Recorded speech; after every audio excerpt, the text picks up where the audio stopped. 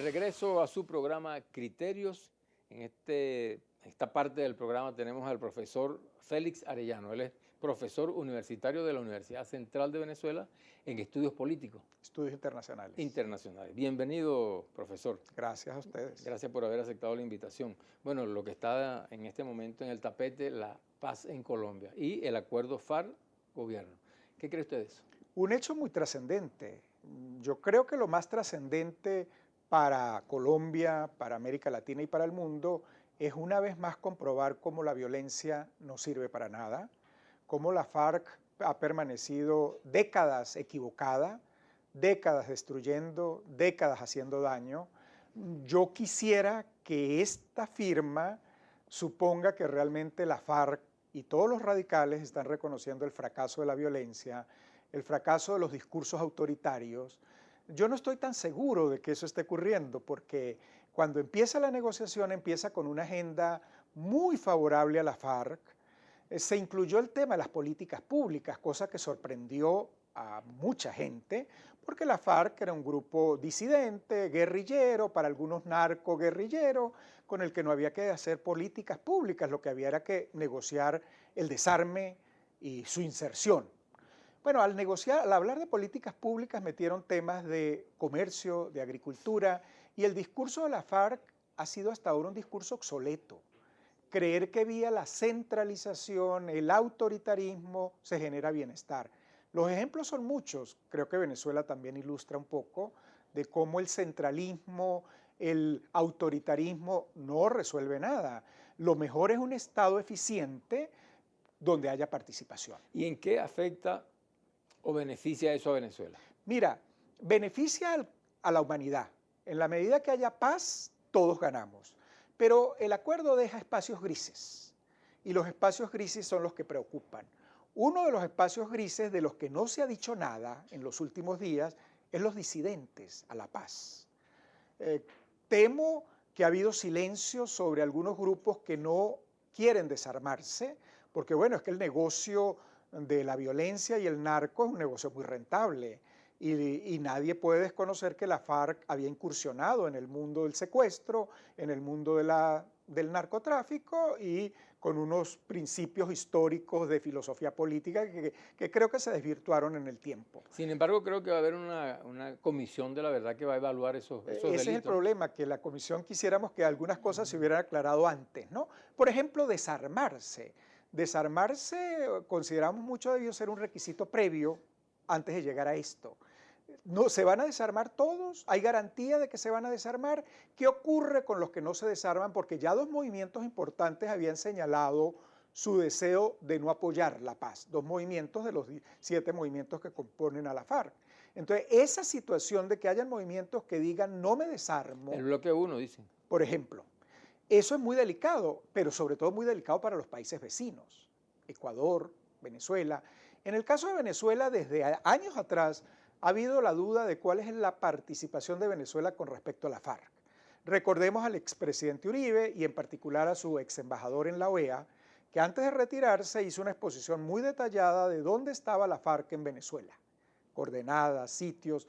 La respuesta fue insultar al expositor. Creo que eso no aclara nada, ¿no? Y a veces más bien genera la duda. Si no puedo argumentar es porque algo hay. Bueno, nosotros los venezolanos quisiéramos que no haya refugio para quienes queden armados. Sin embargo, creo que muy difícil impedir que el desplazamiento, ¿no? Porque seguramente algunos grupos vienen a Venezuela, con, ¿no? un trabajo serio, coherente, de seguridad, de inteligencia, no es difícil. Es difícil si hay la voluntad de dejarlos entrar.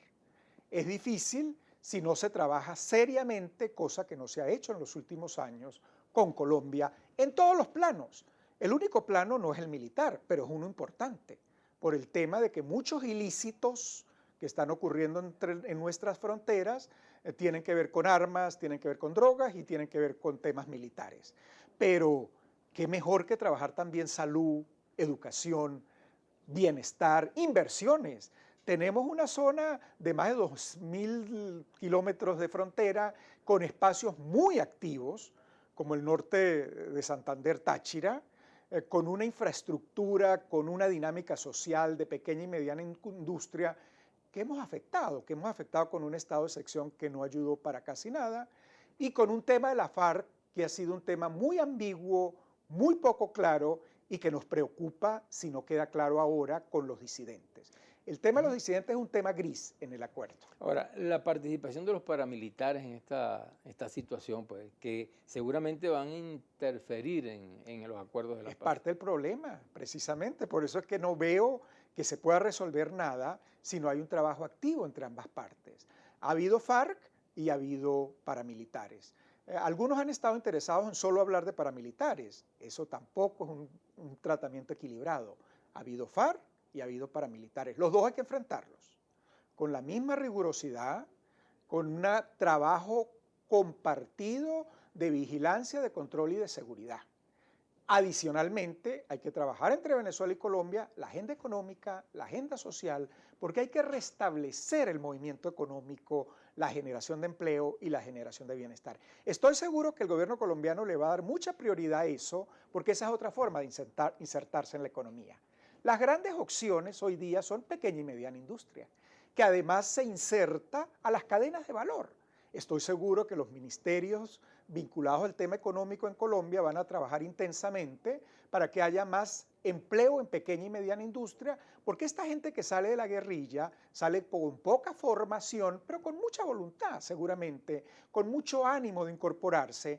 Va a ser necesario institutos de capacitación educativa. Creo que nosotros teníamos uno que hemos deteriorado y habría que volver a los bases originales. Creo que este grupo de combatientes necesitan entonces ir a un proceso de formación. A un absoluto apoyo. Yo creo que incluso un apoyo psicológico, incluso.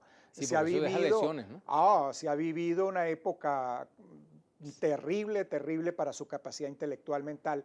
Y yo creo que también hay que enseñarles sobre el mundo, porque temo que puedan tener un poco de ceguera ideológica. Esa es la más difícil de trabajar. Todo lo que es biológico hay técnicas, lo que es ceguera ideológica es creer que uno tiene la verdad en sus manos y la FARC nunca tuvo la verdad en sus manos y no termina de reconocerlo. Hay una cuestión interesante, cuando hubo la desmovilización de los paramilitares pasó como un acuerdo interno, pues, ¿no? Y no hubo la necesidad de hacer un referéndum o un plebiscito que están haciendo en este momento. ¿Por qué se hace eso en este momento? Bueno, yo creo que el presidente tiene temor al malestar nacional. Algunos han dicho que si él no ganara, yo no creo que él no va a ganar, no lo creo.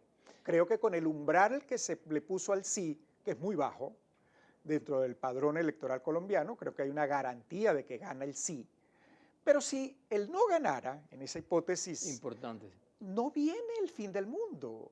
¿Qué es lo que se está rechazando? ¿La paz? No. Ese fue un manejo hábil de vincular el acuerdo con la paz. Lo que se está rechazando es el acuerdo. Y para llegar a la paz pueden haber otras modalidades. ¿Y qué cosas pudiera haberse incorporado ahí para no tener ese problema? Bueno, yo creo que el tema de dejar el desarme para después y dejar buena parte de los tecnicismos de la justicia transicional para después genera mucho malestar. Porque por una parte la justicia transicional no es un tema fácil. No es un tema harto conocido, no, es un tema novedoso que está entrando en la agenda de la sociedad colombiana, que es desconocido y que se está dejando para irlo perfeccionando luego. ¿Cuál es la sensación de los críticos? Y a los críticos hay que oírlos. La sensación de los críticos es que a lo mejor se está tratando de garantizar la impunidad y eso es delicado. Yo creo que si hubiera habido más claridad sobre las penas que no tenían por qué llegar a niveles de perpetuidad, pero que tenían que ser un nivel de respeto al delito, hubiera generado más tranquilidad en la sociedad. ¿Crees que debe haber castigo?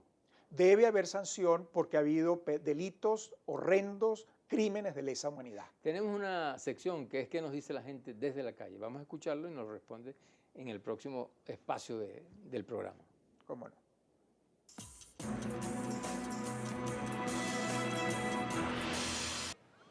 ¿Cuál es la garantía de que este acuerdo sí va a funcionar esta vez, en diferencia a los acuerdos ya anteriores? La pregunta es, ¿qué sucede con los crímenes cometidos durante los últimos 52 años de conflicto?